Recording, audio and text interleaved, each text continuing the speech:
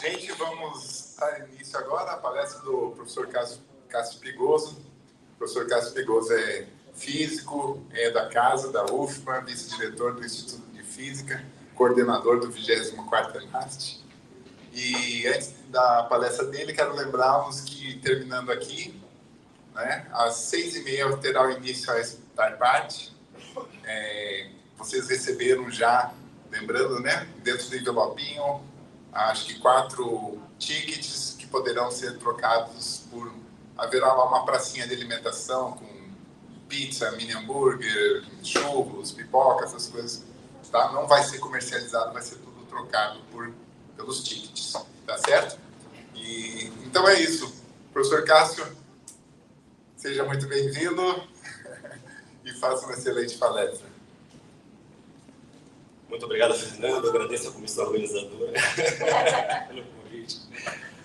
Agradeço a todos os presentes nessa grande maratona da astronomia, num sábado quase à noite daqui. Muito obrigado por continuarem aqui. Para a gente poder conversar um pouquinho sobre cosmologia. Eu vou tentar dar um panorama daquilo que a gente entende, do que a gente entende do universo hoje, e se der tempo de falar um pouquinho de um problema ou outro dentro daquilo que a gente entende, né? Então,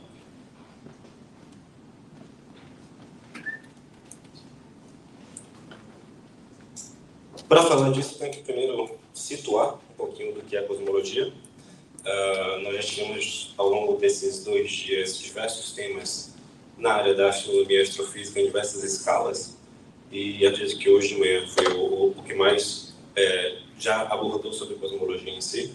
Então, a ideia da minha fala é mais falar um basicão da cosmologia, tentar montar esse quebra-cabeça de conhecimentos sobre o universo em que nós vivemos. Então, falar de cosmologia é basicamente tentar montar a composição do universo, entender do que ele é composto, que tipo de elementos, que tipo de substâncias preenchem o universo que a gente vive, e traçar a evolução do universo, recuperar a história do universo, desde a origem, se é que ele teve o início, até o que a gente observa hoje, a configuração do universo hoje, e talvez fazer predições sobre qual será o futuro do universo que a gente vive, né? Falar do universo é falar de uma escala muito grande. Então, a gente não vai se preocupar com a escala do sistema solar, não vamos nos preocupar com a escala dentro de nossa galáxia, nem mesmo no nosso grupo local de galáxias ou no nosso superaglomerado local. Então, a gente quer tratar do universo numa larguíssima escala. Então, tudo aquilo que vocês ouvem falar sobre expansão do universo, a expansão do universo está ficando cada vez mais rápida, isso não afeta diretamente o nosso universo local, tá? Nosso sistema solar, nossa galáxia. Isso são sistemas muito bem blindados gravitacionalmente, então a gente está estudando na cosmologia esse universo numa escala muito mais ampla, né? E aí a gente pode... aqui tem a Lua, tem um zoom nela, tem um quadradinho azul que eu vou dar o zoom, que se você olha no céu, claro, sem ter a Lua cheia ali, ela ofusca bastante, a gente tem a impressão que não tem objeto nenhum ali, né? Só com telescópios potentes e muito tempo de observação, que a gente vai conseguindo ver que, na verdade, ali tem muitos e muitos bilhões de objetos. Então, essa área aí tem cerca de 1% da área no céu da Lua cheia. Esse tem um dos campos do Hubble, onde você tem um acúmulo de cerca de 55 bilhões de galáxias. Tá? Então, percebe que são objetos que estão muito, muito, muito, muito distantes.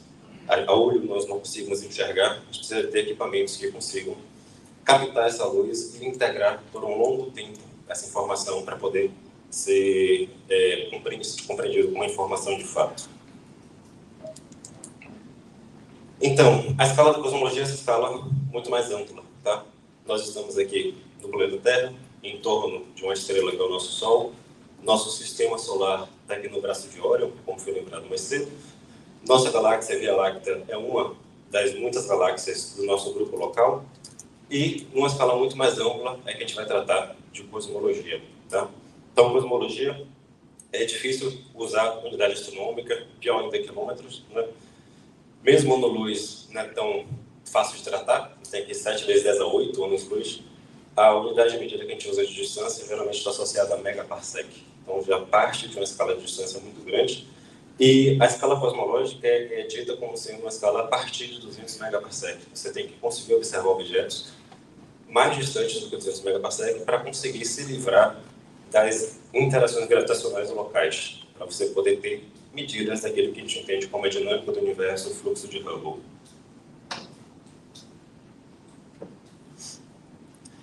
E a gente tem um resumão daquilo que a gente entende do universo, que eu vou querer construir hoje. Tá? Essa imagem é um pouco antiga, mas é muito didática, que a gente está com nossos instrumentos observando o céu, e ao observar o céu, dependendo da fonte de cada luz que a gente observa, a gente está observando algum objeto com distâncias diferentes em relação a nós, que emitiram aquela luz em momentos diferentes do passado. Então, ao tirar uma foto, como eu vou te daqui a pouquinho, a gente acaba fazendo um mapeamento de profundidade no tempo, né, para criar uma história da evolução do universo. Né. Dentro dessa história, eu posso adiantar que a gente entende hoje que as estrelas não existiram sempre. Né? A gente já conhece muito bem a astrofísica estelar, sabe que as estrelas têm tempo de vida útil, digamos assim, né, de ter produção de energia. Então, elas também têm um mecanismo de criação, de ligar essa estrela. E esse mecanismo começou a existir a partir de um certo momento. Então, se você chega lá no passado, quando o universo tinha cerca de 400 milhões de anos de idade, que a gente tem a expectativa de que teria surgido as primeiras estrelas do universo. Né? E a partir daí, vou também construir a composição das primeiras galáxias, grupos de galáxias, até chegar na configuração que a gente enxerga hoje. Mas no passado, se não tinha nenhuma estrela ligada, não tinha nenhuma estrela formada ainda, a gente não tinha fonte de luz. Então a gente tem um grande período aqui de escuridão, que a gente não tem acesso à informação, mas a gente vai chegar no outro momento bem no passado, que eu vou falar mais na frente, que vai estar associada àquilo que a gente chama hoje de radiação cósmica de fundo em micro-ondas. Então, é um vestígio de um passado do universo, quando ele tinha apenas 380 mil anos de idade, cerca de 380 mil anos de idade. Então, bora tentar construir essa história do nosso universo. Do que a gente entende hoje, ele teria surgido de um estágio muito quente, denso e opaco, passado por um rápido processo de expansão inflacionário, seguido de um longo período de expansão desacelerada, e acredita-se que hoje nós estamos vivendo um momento que essa expansão está ficando cada vez mais rápida. Né? Então, basicamente, um resumo da história do universo que a gente tem de hoje. Paralelo a isso, apesar de você ter a expansão ficando mais lenta, a expansão ficando mais rápida, sempre tivemos expansão. Então, se sempre se expandiu, a tendência é a temperatura sempre diminuindo. Então, a gente tinha um universo que era muito quente no passado, e a temperatura vai diminuindo com o tempo. E aqui eu coloco alguns elementos que a gente entende como sendo que compõem o universo. Conhecemos muito bem a matéria bariônica, a matéria que forma o nosso corpo, o ar que a gente respira, a matéria que a gente está sentado. A gente entende muito bem como é que descreve essa matéria. A gente vai ver que ela tem uma contribuição muito pequena na composição do universo, cerca de 3 a 5% da composição do universo. Tem um outro componente aqui de matéria, que a gente vai chamar de matéria escura, que acaba sendo mais importante que a matéria bariônica para a evolução do universo. E percebam que, no passado, essas duas matérias dominavam em relação às outras. Você tinha uma maior contribuição para a densidade delas do que de radiação. E se a gente chega, então, lá no passado, a radiação dominava, ela vai baixar sua densidade, a matéria vai passar a dominar, e hoje, a gente está vivendo muito próximo de um momento em que essa curva preta aqui, associada à energia escura, à constante cosmológica, ela passa a dominar. Então, a gente tem um entendimento de como o universo evolui, como é que ele é composto, como é que essa composição muda com o tempo, e essa mudança de composição vai ditar como é que cada fase do universo evoluiu, nas características de cada fase do universo. E toda essa construção de conhecimento, a gente vai usar como base a física que a gente conhece. Né? Então, a gente tem aqui as 4 interações fundamentais da física para descrever a natureza, os fenômenos naturais. Interações forte e fraca, extremamente importantes para entender a física microscópica, né? Como é que a matéria é composta, como é que ela é estável, como é que ela decai. A interação eletromagnética, Então, como é que prótons, elétrons interagem via atração, repulsão. E, de quebra, também descrever a luz, né? Então, a luz como uma onda eletromagnética. E a interação gravitacional, importantíssima, né, para a astronomia, que é basicamente aquilo que a gente vai associar como sendo responsável por descrever, explicar o comportamento da dinâmica de objetos, de sistemas, nos sistemas planetários, nas galáxias, grupos de galáxias e assim por diante. Então, interessante ressaltar que eu comecei falando que a gente vai falar de cosmologia, o universo em larga escala. Então, é uma escala absurdamente alta, né, grande. A gente vai tratar de objetos muito distantes. Fontes que a luz que está chegando hoje saiu dessa fonte há uns 10 bilhões de anos atrás. Então, a gente está admitindo que a mesma física que a gente conhece hoje, que se comporta muito bem aqui na Terra, e parece que se comporta bem em alguns sistemas astrofísicos que a gente conhece próximos, é a mesma física que explicava aqueles objetos, como é que a luz daquele objeto surgiu, foi emitida e viajou pelo universo ao longo de bilhões de anos. Então, a gente está admitindo que as leis da natureza são, de fato, universais, são as mesmas em todos os pontos do universo, e que essas leis não envelhecem, né? Então, independente do momento da história do universo, a gente vai aplicar as mesmas leis físicas. Tá? Não teria por que ser assim. Mas, curiosamente, quando a gente confronta teoria e dados, parece que se comporta muito bem. Então, fora alguns probleminhas, que sempre tem, parece que se comporta muito bem. Então, é sempre bom ter em mente algo que a gente acaba sempre aceitando de forma muito automática, mas que é uma suposição muito forte. Né? Você admitir que as leis físicas são as mesmas em todos os pontos do universo, e sempre foram e sempre serão as mesmas leis.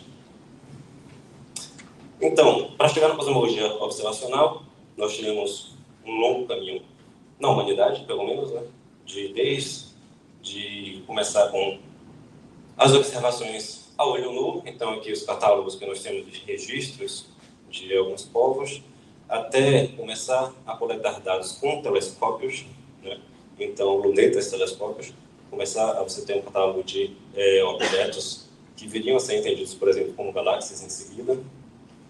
Depois, com a melhoria desses equipamentos de lentes, espelhos, você vai conseguir obter dados cada vez mais ricos do nosso céu. E, em seguida, com o desenvolvimento de tecnologia de fotografia, de câmera CCD, você vai conseguir enxergar cada vez mais fundo no universo. Então, você vai conseguir ir se aproximando de dados que vão ser, de fato, cosmológicos, né? Então, aqui eu vou puxar a sardinha para algumas sondas, alguns experimentos que são voltados muito para a cosmologia. Hubble Space Telescope vai ter também uma abordagem para a cosmologia, não tão ampla, mas tem. 10 SDSS, POINT-STARRS, Hubble Double Map Planck, todos aqui estão associados à radiação cósmica de fundo e microondas, então são dedicados fortemente para a cosmologia. E nós temos alguns equipamentos ou em preparação, ou que já começaram a coletar alguns dados, mas ainda tem alguns anos de operação, como o JPAS, que a gente tem colaboração, aqui o grupo de gravitação e cosmologia da UFBA. Temos participação nessa sonda, né, do JPAS, a DES, Euclid, a Einstein Telescope, Bingo, que vocês tiveram palestra excelente hoje de manhã, LSST, entre outros. Então, a gente tem todo um processo de desenvolvimento de tecnologia e para que caminhar junto com o desenvolvimento das teorias, né? Para você confrontar modelos com dados e tem que começar a entender como é que a gente pode escrever esse universo. Então, dentro daquilo que nós observamos, grande maioria dos dados na astronomia e astrofísica vem a partir da luz, né? Podemos ter alguns objetos, tipo meteoritos, podemos ter os carrinhos robóticos, né, que vão coletar material em Marte, por exemplo, e analisar, mas a grande maioria das informações vem na forma de luz de onda eletromagnética, e essa luz tem características, né, como qualquer onda, frequência, comprimento de onda. Então a gente tem um vasto espectro das ondas eletromagnéticas, desde raio-x muito energéticos, até para ondas de rádio, ondas curtas. Então, você tem aqui comprimentos de onda muito pequeno, frequência muito alta, até ter comprimentos de ondas muito altos, frequências muito baixas. Então, tudo isso são exemplos de expressões de ondas eletromagnéticas. Em particular, a gente tem um pedacinho aqui pequeno associado às ondas visíveis, né? Então, que vão do ultravioleta ao infravermelho, ressaltando o ultravioleta. Maior frequência, menor comprimento de onda, maior comprimento de onda, dá para o vermelho e infravermelho. Então, só porque eu vou precisar dessas questões aí para poder fazer uns links daqui a pouco. E velocidade de propagação, né? A informação não viaja de forma instantânea. Ela precisa de tempo para viajar. Então, daí vem essa questão importante, que já foi destacada em outras falas, que nós sempre estamos olhando para o passado, né? E como eu falei no começo, o próximo, vou chamar a atenção disso daqui a pouquinho, nós temos da luz uma informação que tem relação com o brilho que nós enxergamos, ou seja, quantos fótons daquele objeto chega até os nossos olhos, até nos nossos detectores. Então, esse brilho vai depender muito tanto da distância que o objeto está. Então, nós podemos ter objetos muito parecidos, para dizer que tem duas estrelas que são muito parecidas, que emitem com a mesma potência, né? Mesma quantidade de energia por tempo. Só que se ela está mais distante, quando ela chega até nós, ela já se espalhou numa área maior, logo nós vamos enxergar um brilho mais fraco daquele objeto. Então, a distância é um fator importante, né? Os objetos não estão todos à mesma distância, você tem objetos mais próximos, objetos mais distantes, objetos muito mais distantes. E, além disso, a gente pode ter também um fator de que existe toda uma flora, uma fauna, toda uma coleção riquíssima de objetos com diferentes luminosidades, diferentes potências. E você poderia ter, por exemplo, uma compensação de o que está mais distante ser mais forte, né? A gente poderia enxergar, por exemplo, dos objetos diferentes, a distâncias diferentes, com um brilho parecido. Então, tem essa informação do brilho, que é importante, mas não só isso. E talvez até mais importante, se eu puder falar isso, a gente vai ter informação sobre o espectro, que eu vou falar daqui a pouquinho. Então, aqui como exemplo, a gente tem um outro campo do Hubble, talvez o mesmo, só com mais detalhes. A gente já tem cerca de 10 mil galáxias. É uma foto, não sei se pode apagar rapidinho hoje. Uma foto riquíssima, você tem aqui mais de 10 mil galáxias nessa imagem. E como eu falei, claro que essa imagem é obtida ao longo de vários tempos, várias semanas de observação. Então, para você ir coletando essas informações. Só que a gente está, nesse momento que a gente faz essa coleta, a gente está coletando os dados que estão chegando agora, né? Mas cada uma dessas informações de cada galáxia saiu da galáxia em tempos diferentes, né? Então, se a gente fosse olhar em perspectiva, aqui é só um exemplo, tá? Eu poderia ter uma fonte que, na verdade, ela está muito, muito, muito distante, né? Então, essa informação saiu há cerca de 6 bilhões de anos atrás. Estou chutando, tá? Aqui eu posso ter informação que está viajando apenas 10 mil anos, 100 mil anos, tá? Só que todas as informações estão chegando agora. Então, a gente tem, numa foto, a gente consegue ter um mapeamento de profundidade no tempo, né? Então, você consegue ter esse histórico do universo a partir dessa imagem. E, naturalmente, o objeto que está mais distante, a gente vai enxergar com um brilho mais fraco, por aquela lógica da importância da distância, né? A energia vai se espalhando numa área cada vez maior, quanto mais distante ele está de nós. Outra informação importantíssima, crucial para o desenvolvimento de várias áreas para a criação da astrofísica, melhor falando, né? E extremamente importante para a cosmologia, é a noção do espectro, né? Espectro está intimamente ligado com a estrutura da matéria, composição química, átomos, próprios elétrons, a absorção de fótons por elétrons pulando para camadas mais energéticas, voltando e emitindo radiação. Então, tudo isso depende muito da estrutura atômica daquele gás quente que está irradiando ou daquele gás frio que está sendo atravessado por uma luz branca. Então, você pode ter aqui impressão de bandas espectrais nesse caso de emissão, ou de absorção, se for um gás frio atravessado por uma luz branca. E essas linhas aqui estão associadas à composição química daquele gás quente ou daquele gás frio. Então, de novo, eu estou admitindo que a natureza se comporta da mesma maneira em todos os lugares, sempre foi assim, tá?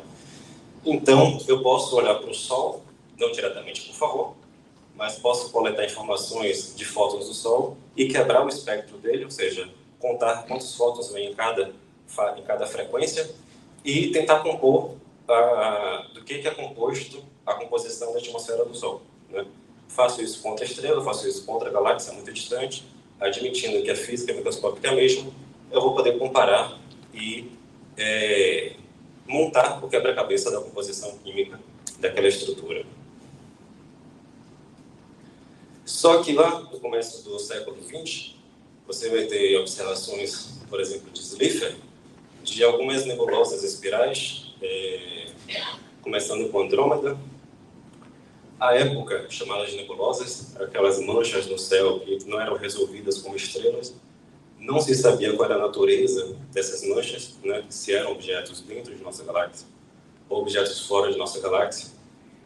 Isso só vai ser batido no martelo depois, com as observações de Hubble, que vai conseguir determinar a distância. E ao determinar a distância, vai dizer que não tem como aquele objeto estar dentro da galáxia, são objetos fora. Então, a gente vai passar a interpretar como outras galáxias fora de nossa galáxia. Então, essas nebulosas vão ter sua radiação estudada. E, por exemplo, Andrômeda, Slipher mediu que o espectro dessa... Aqui eu estou falando basicamente de desvio do espectro, está meio deslocado esses slides. Ele verificou que o espectro que era medido não batia exatamente com o espectro de laboratório que a gente tinha dos elementos químicos, né? Então, se você olhava para essas linhas espectrais aqui, ou melhor, para essas linhas espectrais aqui, essas linhas não vão, nesses locais que estão de frequência dessas cores, não vão coincidir com nenhum elemento químico conhecido. Então, você não consegue associar com elementos químicos da nossa tabela periódica. Ou a gente admite que a física lá é diferente, ou a gente pode associar aqui um novo elemento, que seria um elemento que a gente conhece muito bem de ondas mecânicas, que é o efeito Doppler, né? Se a gente tem uma ambulância com a sirene ligada, essa ambulância se aproxima de nós, a gente percebe um som mais agudo, quando a ambulância está se afastando, a gente vai perceber um som mais grave. Então, se é uma mudança da frequência percebida devido ao movimento relativo. Então, aqui, você pode associar isso com um fenômeno equivalente para a luz. Então, você tem esse desvio do espectro para outras frequências por causa de movimento relativo. Se está desviando para o vermelho, cometa de onda maior, frequência menor, então estaria associado a um afastamento, um desvio para o vermelho, tá? Então, a partir do espectro que é medido dos objetos, você pode estimar esse conceito aqui de desvio para o vermelho. O quanto que o cometa de onda difere daquele que você esperaria que fosse aqui medido na Terra em um laboratório. E você pode associar isso aproximadamente a uma velocidade de aproximação ou de afastamento. Então, se a gente volta aqui para esse livro, ele vai medir o desvio do espectro de Andrômeda, que hoje a gente entende como a galáxia de Andrômeda. Ele percebeu, na verdade, um desvio para o azul, né? Então, aquela galáxia está, na verdade, se aproximando de nós a uma altíssima velocidade. E seguiu com as observações de outras nebulosas, cerca de 14, e a grande maioria delas apresentavam um deslocamento para o vermelho, né? Lá, 2 décadas depois, ele já tinha 41 galáxias estudadas, e a grande maioria com deslocamento para o vermelho. Olha para a escala de tempo, tá, gente? Você tem aqui cerca de 2 décadas de trabalho para coletar informação de 41 galáxias. Hoje, com os telescópios, a gente consegue, numa noite de observação, observar algumas centenas de milhares de galáxias. Claro que não consegue resolver o espectro delas, aí precisa ter algumas outras tecnologias envolvidas, pode levar um pouquinho mais de tempo, mas ainda assim, a mudança da escala de tempo de coleta de dados é absurda. Seguindo para estudos de Hubble, famoso, né, o gráfico dele, que ele vai estudar a Aqui está a velocidade de recessão, a gente pode interpretar como desvio para o vermelho, e parecia, ele vai conseguir, apesar, a partir de observações feitas a determinada distância, então ele consegue associar o redshift, o desvio para o vermelho daqueles objetos, com a distância que aquele objeto está de nós, a partir de sua técnica de medida de distância, que eu não vou ter tempo de falar aqui hoje. E basicamente ele percebe que quanto mais distante o objeto está, parece que ele tem uma maior velocidade de recessão, mais rapidamente se afasta de nós, ou tem um maior desvio para o vermelho, né?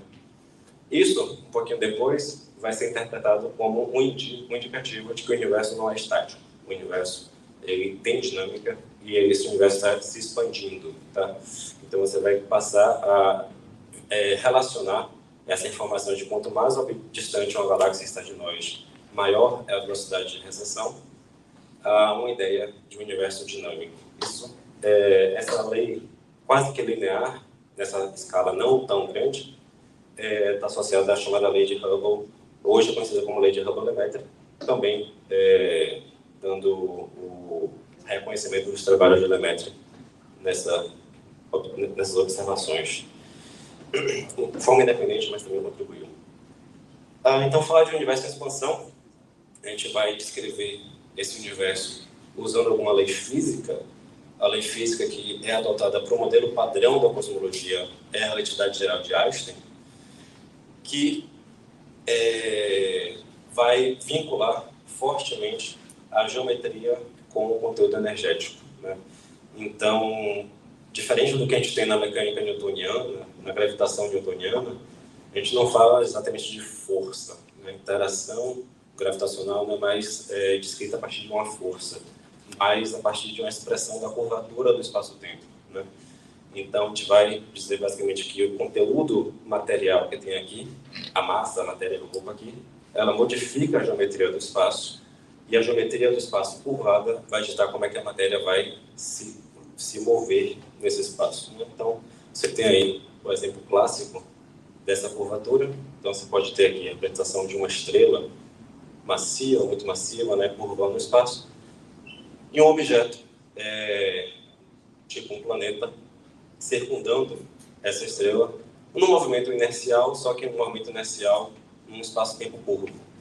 Aqui tem um feixe de luz, percebe que o feixe de luz ele é desviado por causa da curvatura do espaço, né? Esse fenômeno do desvio da luz é muito conhecido atualmente, ser feito de lentes gravitacionais. Então aqui tem uma simulação. Se a gente tivesse com algum objeto muito massivo e que não interage com a luz microscopicamente, só gravitacionalmente, mudando aqui de posição, a gente perceberia essas distorções dos objetos que estão ao fundo. Deixa eu ver se volta de novo. Esse efeito basicamente associado a lentes gravitacionais, que eu vou comentar um pouquinho mais daqui a pouco. Tá? Então, todas essas distorções de imagens, galáxias mais alongadas ou com imagem duplicada, triplicada, vai estar associado ao estudo de lentes gravitacionais. Tem uma estatística muito robusta associada a isso.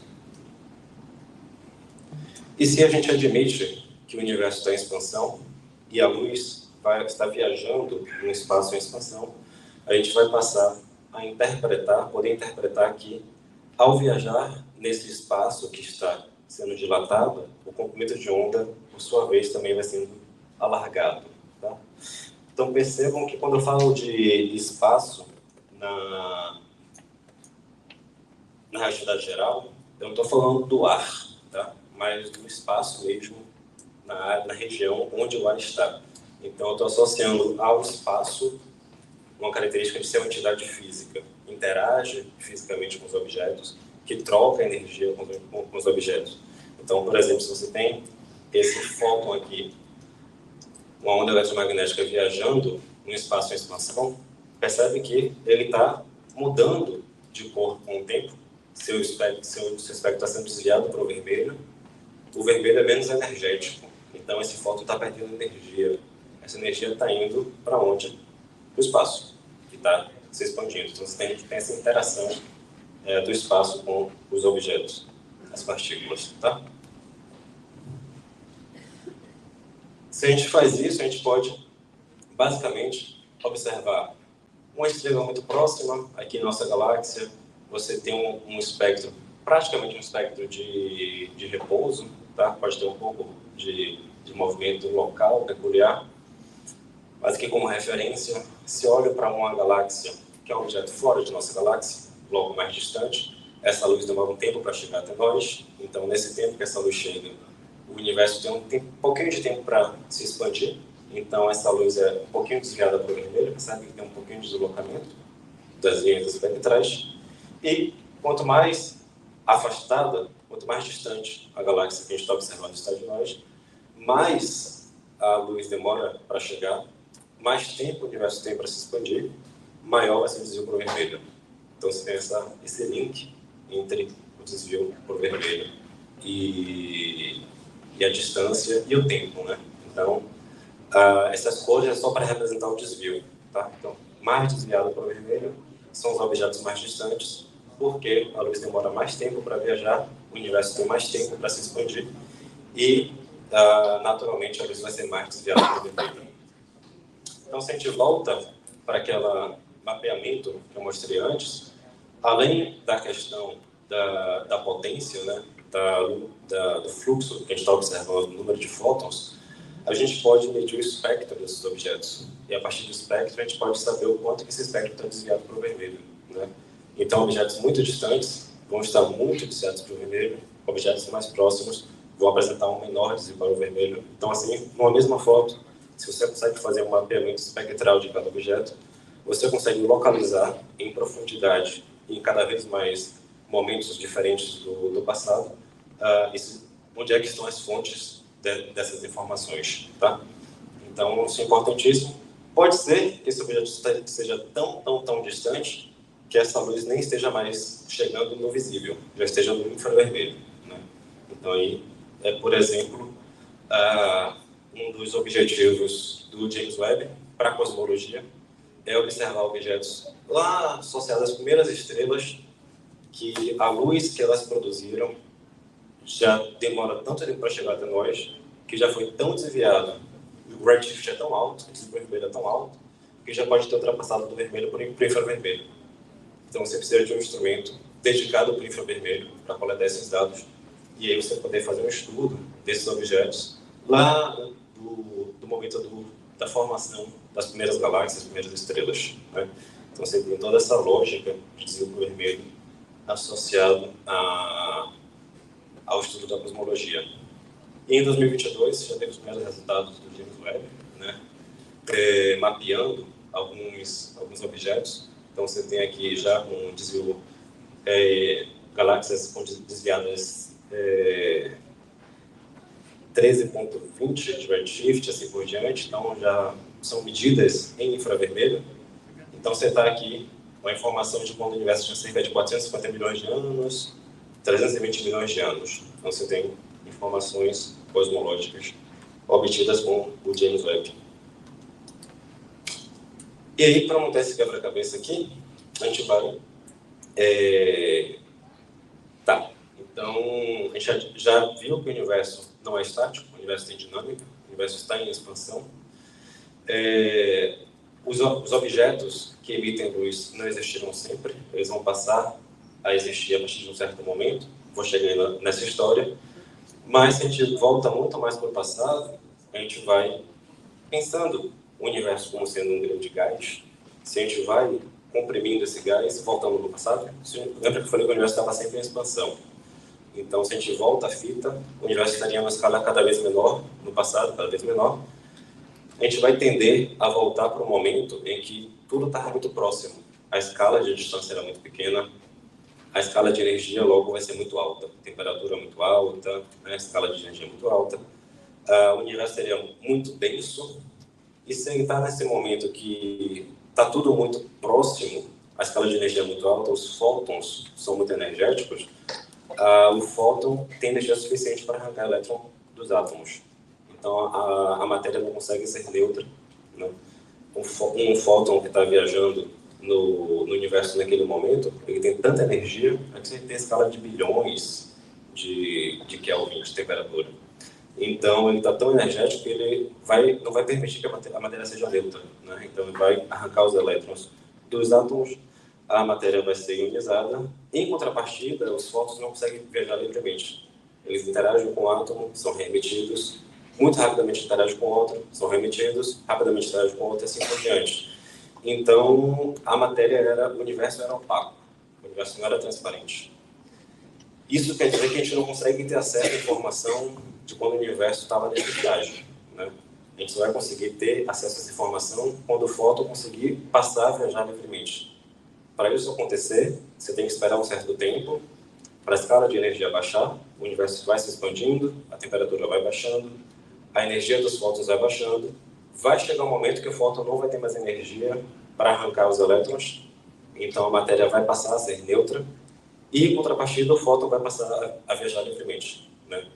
Então, o que você espera desse cenário de universo, que é conhecido como universo de Big Bang, um universo que teve uma origem muito quente, denso e opaco, você vai esperar que tenha uma impressão, um fóssil aí no céu, vindo de todas as direções, associadas a esse momento da história do universo, tá? Esses fótons, relíquia da formação do universo, que por um certo tempo foram aprisionados nesse fluido fóton bário e que em algum momento foi liberado em todos os pontos do universo, né?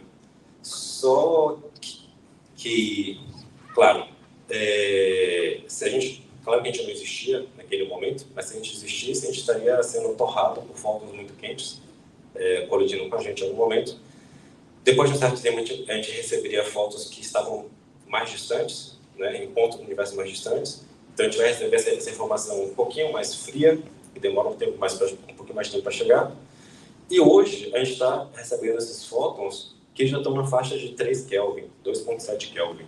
Então, já são fótons que partiram de pontos do universo tão distantes, que demoram 13 bilhões de anos para chegar até nós e que hoje são enxergados na faixa de micro-ondas, né? Então, você tem esse desvio tão para redshift tão alto, da ordem de 1000, que você vai ter já essa luz vista, observada em micro-ondas.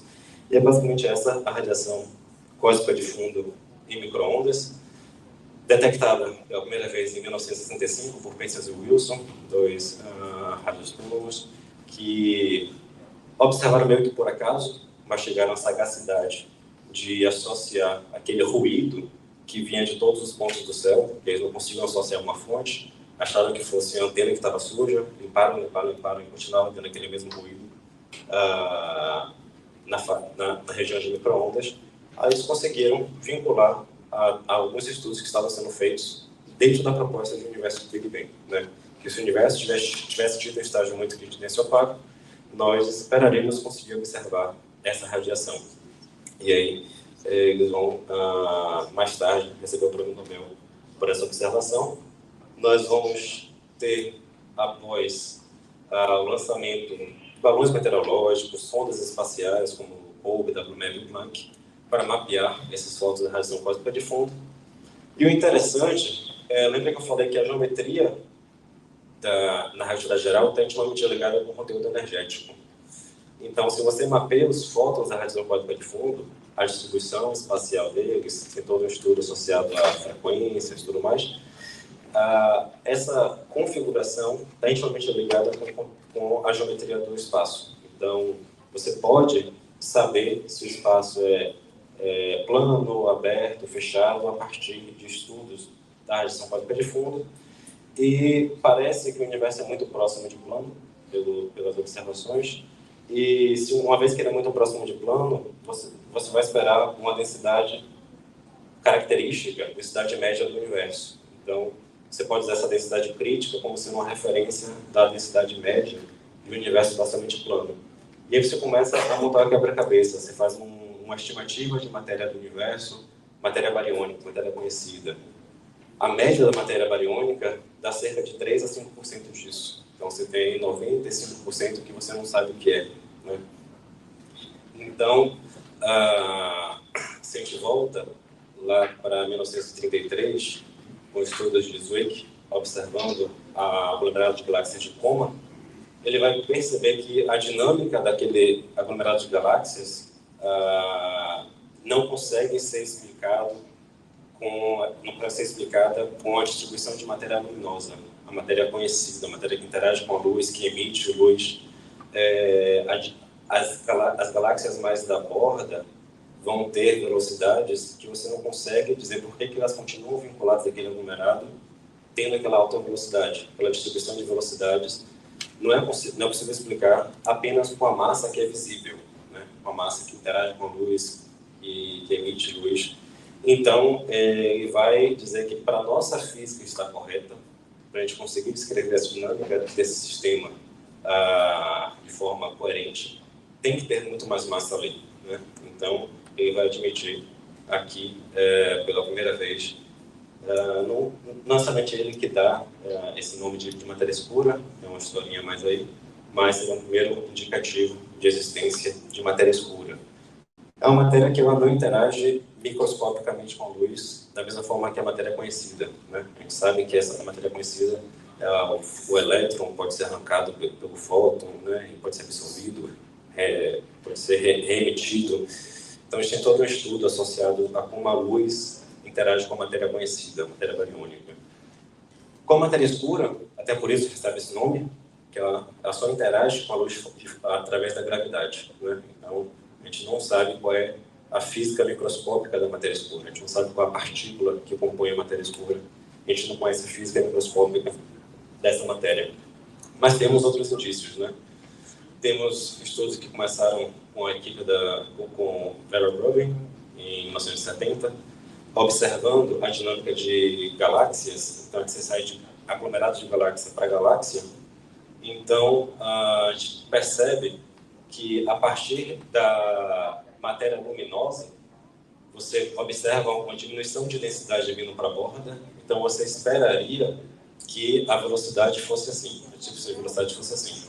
Quanto mais para a borda, a velocidade de rotação das estrelas fosse menor, para que essas estrelas continuassem vinculadas àquela galáxia, senão ela ia basicamente fugir pela tangente. Só que o que isso observa são velocidades alucinantes mesmo na borda. Então, a gente não consegue explicar por que esses objetos continuam vinculados a essa galáxia com a nossa física, a não ser que a gente admita que tenha muito mais matéria ali do que a matéria bariônica, tá? Muito mais matéria que interage gravitacionalmente, que vai servir como cola gravitacional desses objetos, para que eles não escapem, né?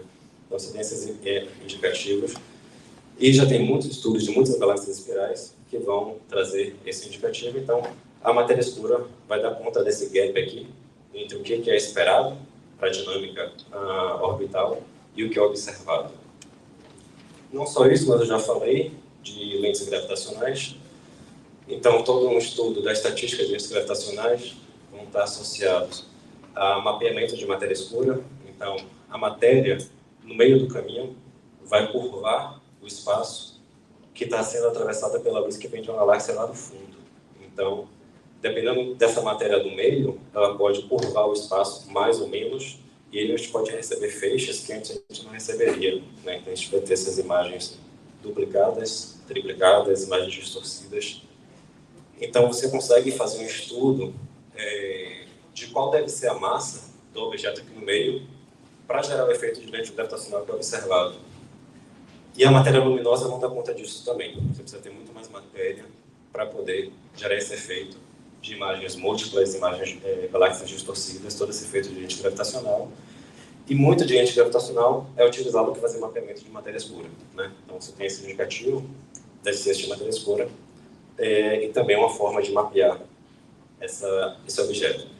Então, tem a matéria conhecida.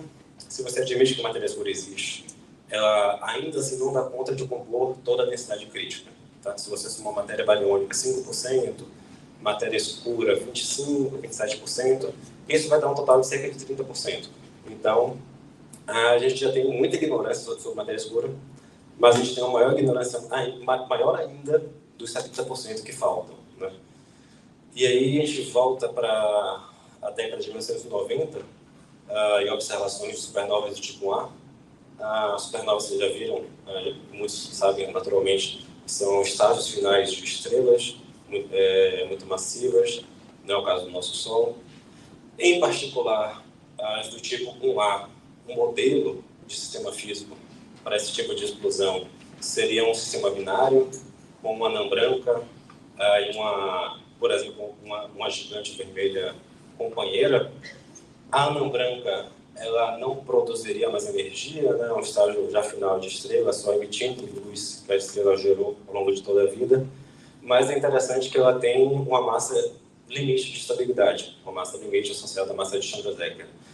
Acima desse limite, ela não suporta, ela vai explodir, né?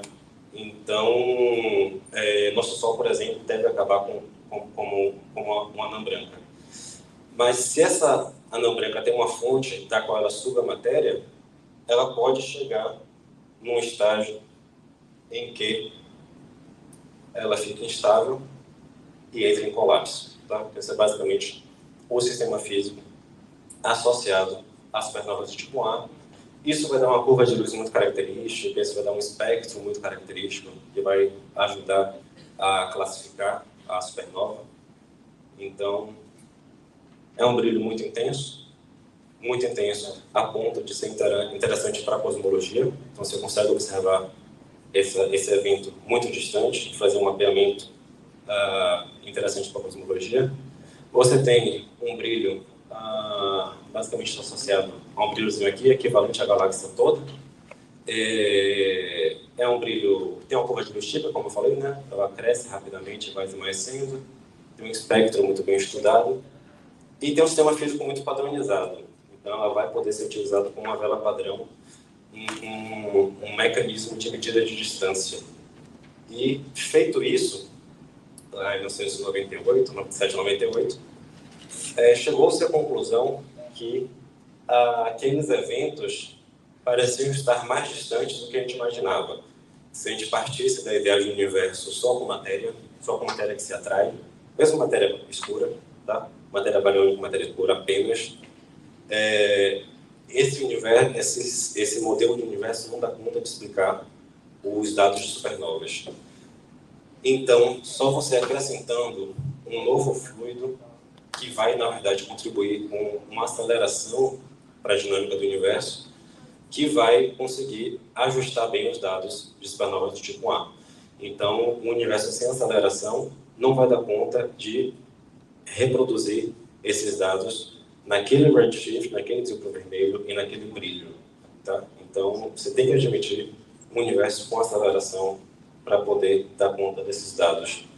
E é isso que tem sido estudado vastamente.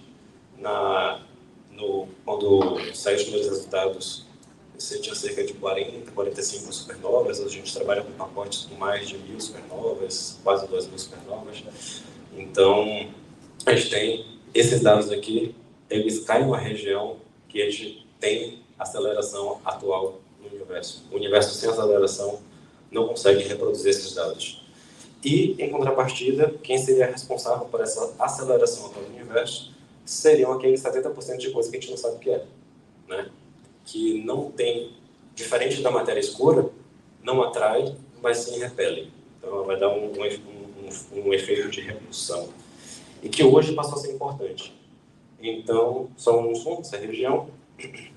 Então, o que a gente entende, quando eu vou voltar para aquele gráfico lá do início, a gente tem basicamente um cabo de guerra ao longo da história do universo, que mudando a contribuição para a densidade total do universo. Muito no passado, aqui cerca de 9 bilhões de anos atrás, você tinha a matéria escura, era muito mais importante do que a energia escura, então ela estava freando a expansão do universo, e isso é interessante para dar tempo de formar as estruturas que a gente enxerga hoje. Enquanto o universo vai se expandindo, ela vai diluindo essa matéria escura, e chega um momento que a energia escura passa a ser mais importante. Então a gente está num momento desse cabo de guerra que a energia escura está ganhando essa competição, e ela está ditando as regras da expansão do universo. Deixa eu falar aqui mais. Acho que eu já até extrapolei, quase extrapolando. Então, nós temos aqui um exemplo da nossa teia cósmica, muitos filamentos aqui de matéria, agrupamentos aqui de galáxias, estrelas, uma visão muito ampla do universo, e que a gente pode compor essa história do universo, estou pulando algumas coisinhas, basicamente para montar esse quebra-cabeça. Então, você tem aí, no início da história do universo, já alguma distribuição de matéria escura. Nos locais onde você tinha mais matéria escura, ela vai atrair matéria escura e matéria bariônica. Então, é natural que onde tenha mais matéria, atraia cada vez mais matéria, até atrair matéria suficiente para ligar as primeiras estrelas. Então, você vai ter a formação de primeiras estrelas. Essas primeiras estrelas, em geral, muito massivas, muito massivas, logo tendo um tempo de vida muito curto. Então, elas explodem supernovas muito rapidamente. Quando falo muito rápido, é comparando a escala da história do universo, tá? Então, você tem as primeiras supernovas, espalhando pela primeira vez elementos químicos mais pesados do que o carbono, do que o ferro. E assim por diante, né? Então, você tem um ciclo aí que essa matéria pode cair em outros postos gravitacionais, formar estrelas de segunda geração, as estrelas vão se agrupando em galáxias, as galáxias em grupos de galáxias, isso vai compondo toda a história do universo até montar o quebra-cabeça que a gente tem hoje. Claro que é uma simulação, que a simulação Illustris, ela já tem cerca de uns 10 anos, que ela envolve diversas áreas da astrofísica, da cosmologia, de conhecimento de diversas áreas para montar toda essa evolução. Ele tem que ter conhecimento também local, né, do que acontece nos sistemas astrofísicos locais, para compor toda essa história. A gente já tem cerca de 10 bilhões de anos de idade, perto da idade que o universo tem hoje.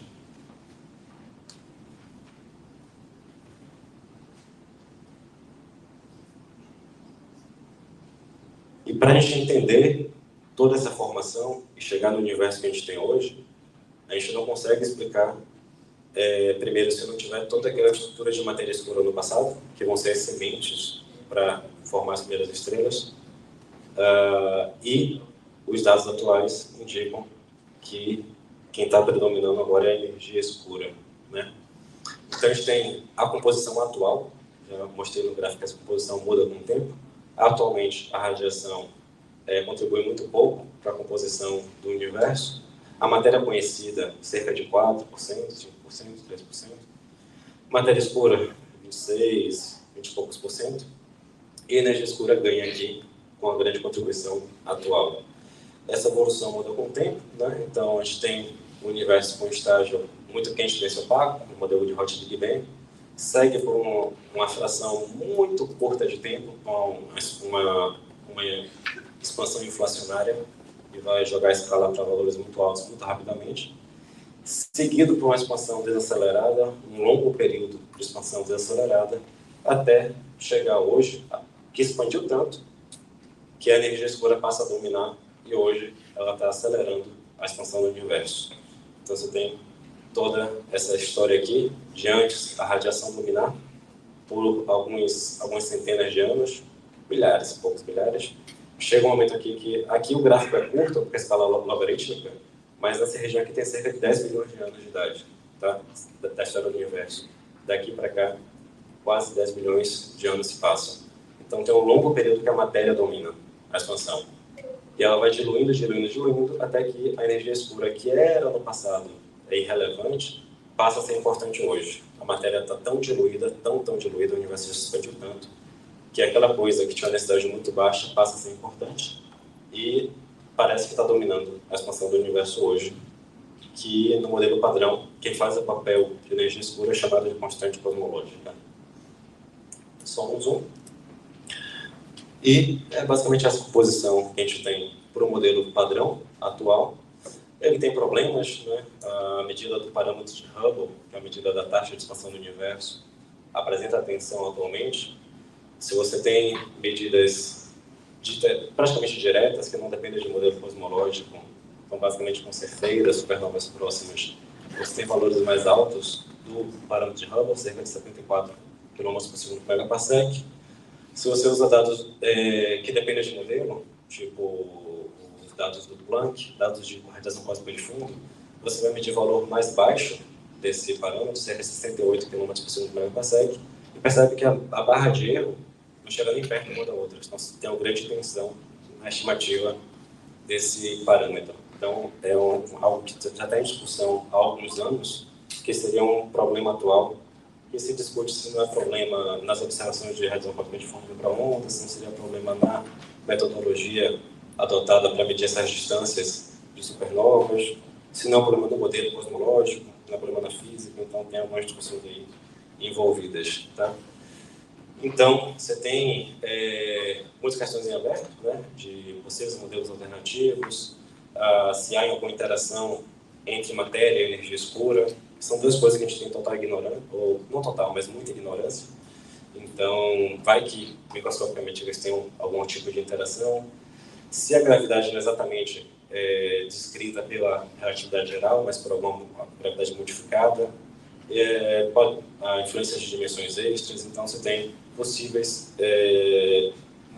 alternativas para descrever o universo, e que dependendo do que você vai ter histórias futuras também diferentes, né? Você vai ter essa descrição do futuro do universo, dependendo muito de a gente entender o que é essa energia escura, né?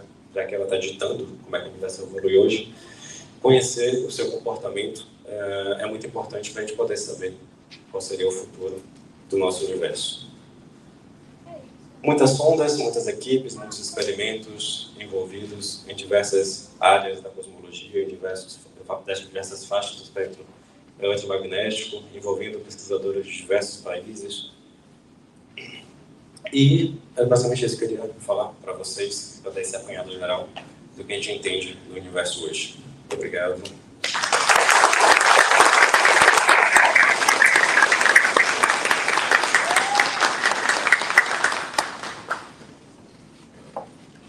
Nem passei tanto do que eu imaginei que ia passar. Pessoal, perguntas? Sim. Opa! Vamos começar com o Caio aqui. Diga, Caio. Da superfície, tem um lado é ultravioleta e o outro é ultravermelho, no meio seria o que? Na verdade, o que você tem do espectro? Cássio, você pode repetir a pergunta do Caio? Tá, o Caio perguntou sobre... Tá falando sobre o efeito Doppler, não foi? Eu comparei basicamente ultravioleta e infravermelho. O que tem entre eles é basicamente todo o espectro visível. Tá? Agora, aqui serve. Aqui. Toda a faixa do espectro visível está contida aqui do violeta para o vermelho. Tá? Quando eu falo de desvio, é desvio naquele sentido. Ou mais para o ultravioleta ou mais para o vermelho. Tá? Então, não quer dizer que a luz que você observa da galáxia é mais no vermelho ou é mais no amarelo, mas o espectro está mais desviado. Tá? Então, é mais uma questão de você comparar o quanto que essa linha está deslocada daqui para cá, daqui para cá, daqui para cá. Tá? Então, ela está mais deslocada para o vermelho, está mais deslocada para o azul. Então, se você associa o desvio para o vermelho como sendo o redshift, associa o desvio para o azul como sendo o blueshift. Então, em termos de movimento relativo, se você observa um objeto que tem um desvio para o azul, você vai estar enxergando aquelas linhas mais energéticas do que você enxergaria se estivesse parado em relação a você. Então, você vai estimar uma aproximação desse objeto em relação a nós. Tá? Mais de para o vermelho tem uma ideia de afastamento. Então, se aquele objeto se afastando de nós.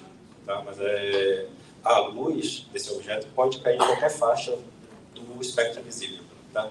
Não só no ultravioleta, não só no vermelho, ou pode até escapar da parte visível, naturalmente. Tá? Você tem todo um espectro associado àquela fonte que ela pode emitir, mas a questão é o quanto está desviando. Certo? Eu comentei, por exemplo, das primeiras estrelas, a luz visível que elas produziram, hoje chega tão desviado que já está no infravermelho. Tá? Os fótons da radiação cósmica de fundo, que eram muito energéticos no passado, extremamente energéticos, que tem uma escala de energia associada, né? Estou chegando. Então, você tem aqui raios cósmicos, por exemplo. Você tem a frequência altíssima, eles são extremamente energéticos. Então, Então, lá no passado, os fótons da estação quântica de fundo eram altamente energéticos. Só que em 10 bilhões de anos de expansão, 12 bilhões de anos de expansão, esse fóton foi perdendo energia, foi sendo desviado cada vez mais para componentes de ondas maiores, que hoje a gente já está observando na região aqui de micro-ondas. Tá? Não é nem mais no visível. Já é bem depois do infravermelho, já na região de micro-ondas. Então é mais a questão do ponto que desviou. Para que lado desviou? Se a fonte está se afastando ou se aproximando de nós. Ficou claro? Do lado do Caio está o Carlos, não é isso? É Carlos? Carlos, por favor. Se não existisse a energia escura atualmente, o que aconteceria com o universo?